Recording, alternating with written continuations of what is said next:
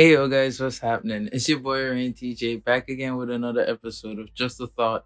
And today for this episode, the first episode of season 2, I wanted to do a kind of recap of a train of thought or like the way we thought at that moment in time. So I'll do a few of these recaps, but the first recap will be one with Kaya, if you guys remember Kaya, my friend Kaya who lives in Norway. Um and it will be about the topic of cultural differences. Just a few of our thoughts on it and our personal experiences since both of us have lived in a few different countries. So let's get right into it. It kind of spills off because you like some of the stuff we were just talking about in self-care kind of Mm, gets into cultural differences. yeah. Like your earlier experiences.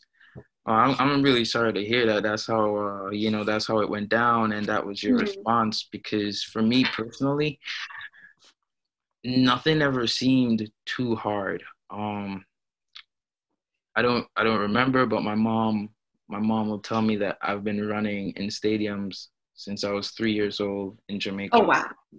Yeah, my oldest medal I got was when I was around 3. So it's about 23 years old, this medal, a gold Wow. medal I have. And the ribbon is so old that when I touched it a few years ago, it started breaking in my hand. So No way. yeah, I had to Wow. get it all encased in this like little lanyard, not lanyard, what do you call that thing? Laminate.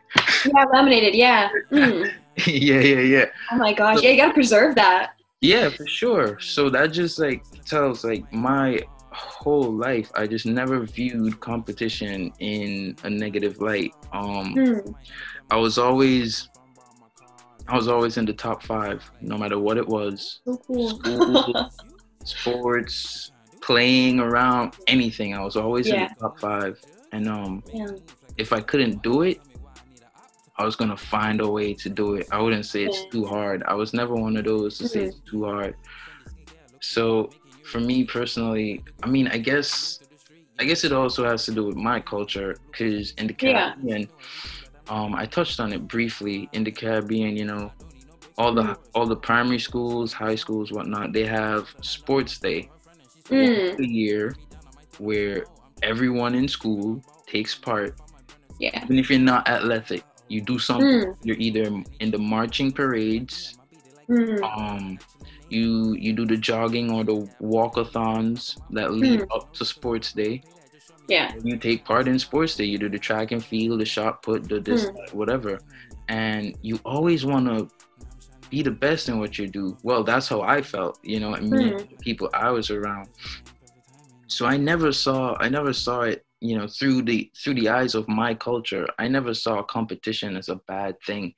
It was Yeah. really fun for me. Yeah.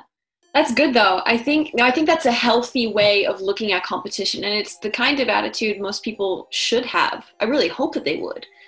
And I know that for myself, it probably comes somewhere along the line of like, well, then if you weren't the best, you're just not good enough. I'm just not going to bother with you. And that I think maybe just like, I think especially when you face certain things like that as a child, it really sets you in motion for how you're going to react to that thing throughout the course of your life. Even Yeah. when you try and work through it, you sometimes have this automatic reaction of like, but then of course, hopefully, if you've worked on it, like if you've become aware of it, you can work on it. And even if you have that first reaction, I think if you can correct yourself on it with what you know now, that means that you've grown, Mhm. right? Mhm. So I know for me as well, like taking criticism can sometimes be really hard, but there are times where I do have to remind myself that like most likely this is not personal. This is meant to just help make you better. Right. So So, mm. so like which culture did you actually grow up in? So when I was a kid, I mainly grew up within the US culture. Okay. Mm. And then in my teenage years, I came to Norway, and then I was a young adult. There was a bit of Norway, and then also Japan, Okay. right? So there definitely have been different influences there, and Norway very much so has a culture of wanting to get outdoors and be involved and surrounded by nature. Mm. So there's a lot of emphasis on like, you don't need to be the most athletic person, but you should at least enjoy being out in nature, like hiking, taking advantage of the climate we have, like skiing and things like that. Okay. So, and I think because sometimes I took that kind of competitive attitude in the negative light and applied to that, it kind of undermined my ability to experience that exact intention they had with that facet of their culture here in Yeah. Norway. Okay. So, and my mom, I know she's not the most like like athletic or outdoorsy person either, and she's my Norwegian parent. My dad is, and I think that was a thing he really loved about Norwegian culture. Mm. And your So, dad is my the dad's American? American. Okay. Hmm. Hmm. Yeah, it shows. It goes to show. It definitely does. Because for me, leaving the Caribbean to come to the United States, I definitely saw a lot of cultural differences. I've lived in three Caribbean countries, Oh and wow.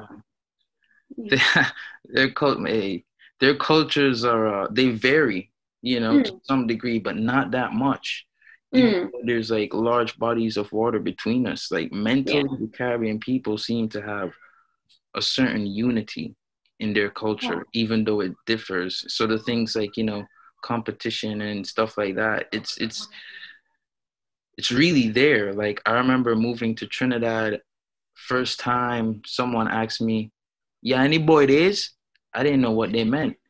But No. now I'm always looking at people around me here in America like, damn, they probably had no boy days.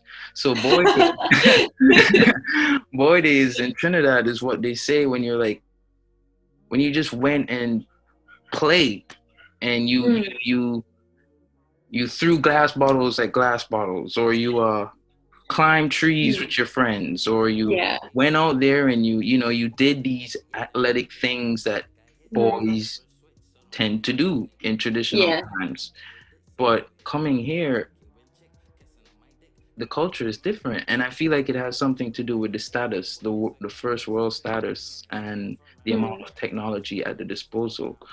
Um, Yeah. because like we were talking about in our previous episode together with self care, all these new gadgets and new platforms, Mm. they distract the mind and they give you something to do while sitting down in a seat. Like Mm. you could stay on your laptop or on your phone whole day. Yeah. You don't have to go outside. Yeah.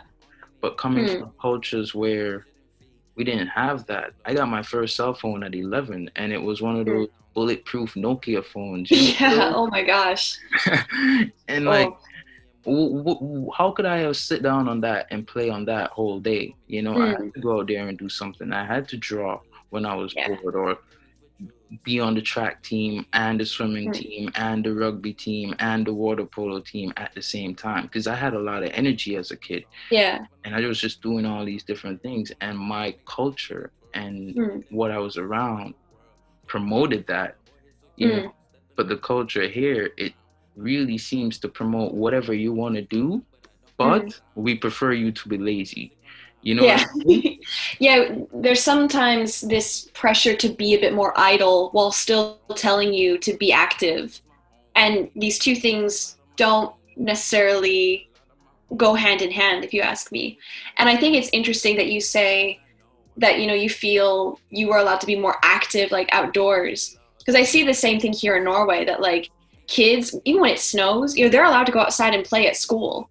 Hmm. They bring like a mini sled with them and they come in like their snowsuits and they look, like a marshmallow man, but they're having the time of their lives with their friends. And I remember being in elementary school in the US, and we would get snow where I lived, but not enough people. And I think this came down to like an economic thing, but no one really had the proper like snow gear to bring with them to school.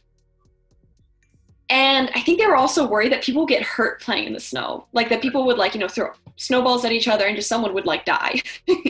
So we were told, like, do not touch the snow. You do not touch the snow or you are staying in tomorrow. So Right. you were just kind of standing around and you're just like, yeah, this is what we're going to do for 40 minutes until we're allowed back inside. That's sad. It is, it really is. And I think it limits people's creativity and their ability to find joy in their surroundings as well. Like, I'm trying to challenge myself now because unfortunately, like, seasonal depression is a real thing this far north because you see so little sunlight throughout these months. Okay. And I was like, okay, going forward, if I'm going to be staying here for, many more years of my life, I'd like to find something that I really look forward to outside of Christmas when the season rolls around. And I was like, okay, I'm not the biggest fan of skiing, but I think snowboarding always looked awesome because I thought skating was really cool when I was a kid. So I'm like, I want to learn snowboarding. That way I have something to look forward to enjoying in my surroundings and making the most of the environment that I live in. But back to the whole thing with playing outdoors, I felt I also was able to enjoy that a fair amount when I was growing up, even in the US, but I really enjoyed it when I came here to Norway because kids were also allowed to be a lot more uncareful. Yeah.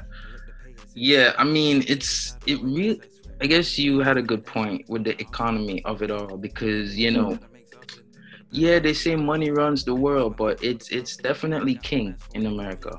And people are not afraid to sue you here. And we get, the precautions, the safety measures and whatnot. But it definitely spirals into something else because it creates the mindset that the children start off living in. Oh, no, I can't do this because mommy and daddy might get sued, or they said, no, we can't. So no, we can't. And, like you were saying, with being told that, when that one girl yelled at you, you were like, well, if I'm not good at it, I won't do it anymore. And that probably happens to so many children when they're constantly being told, no, no, no, no, no. And apart from that, something I wanted to also mention with cultural differences, when I first came here, I noticed, I don't know how it is in Norway or other first world countries, but I didn't see it in Rome. I've never really seen it in the Caribbean. And even in the Caribbean, your parents tell you things like the car doesn't go to the hospital, or you know what I mean? So but here in America, after coming here, I saw that as soon as children walk out in the street at a certain time, in the daytime, the cross guard person would just walk out, with a stop sign. But the kids themselves would never actually look at the vehicle to see if it stopped. They would just keep walking. And see now, where my mother used to tell me, look, make eye contact, make sure it stopped, because that car does not have to stop just because that person hits the brake. Brake could be cut. There could be some faultiness in the wire. Those are the things that my culture used to tell us as kids. And this culture here in America doesn't tell them things like that. It says things like, you, the pedestrian, are stronger than a car. So you can the car will stop. You're indestructible. Yeah.